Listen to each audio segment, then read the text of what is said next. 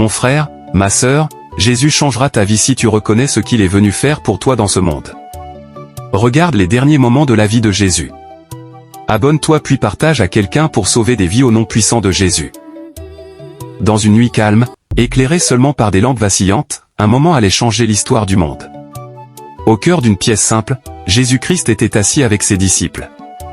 L'atmosphère était étrange, lourde, presque suspendue dans le temps. Sans dire un mot, il se leva. Il prit une bassine d'eau.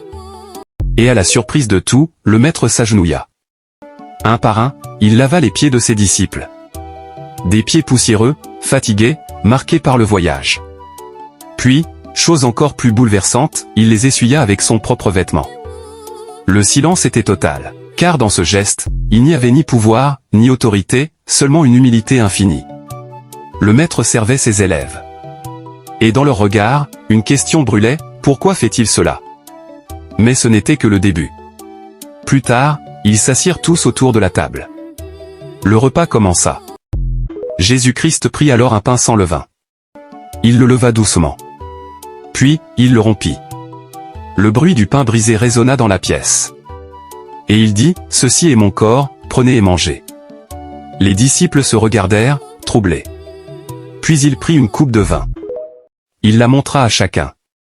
Et déclara d'une voix calme mais puissante, « Ceci est mon sang, prenez et buvez, pour être en harmonie avec moi au dernier jour. » À cet instant, quelque chose de sacré traversa la pièce.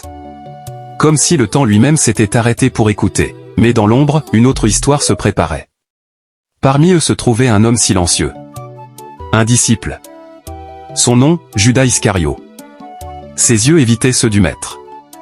Son cœur était déjà ailleurs. Car cette même nuit, il allait trahir celui qu'il appelait le Seigneur. Pour quelques pièces d'argent. Quelques pièces, contre une vie. Plus tard, dans l'obscurité, des soldats arrivèrent. Guidés par Judas Iscario lui-même. Un simple geste, un baiser. Et tout bascula.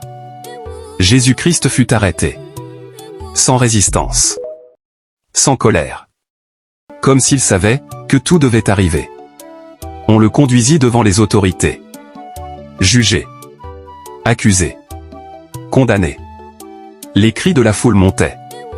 La justice avait disparu. Les soldats le frappèrent avec des verges.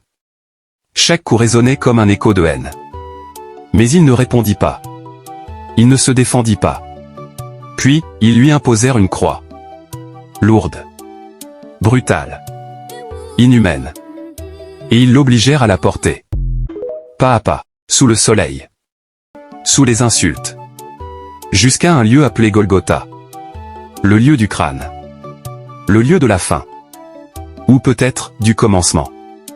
Et dans ce moment ultime, ce n'était pas la souffrance qui dominait, mais un message. Celui qu'il avait montré dès le début. En lavant des pieds. En partageant le pain. En offrant le vin. Un message d'humilité. D'amour. Et de sacrifice. Car parfois, les plus grands rois ne portent pas de couronne d'or, mais choisissent de s'agenouiller.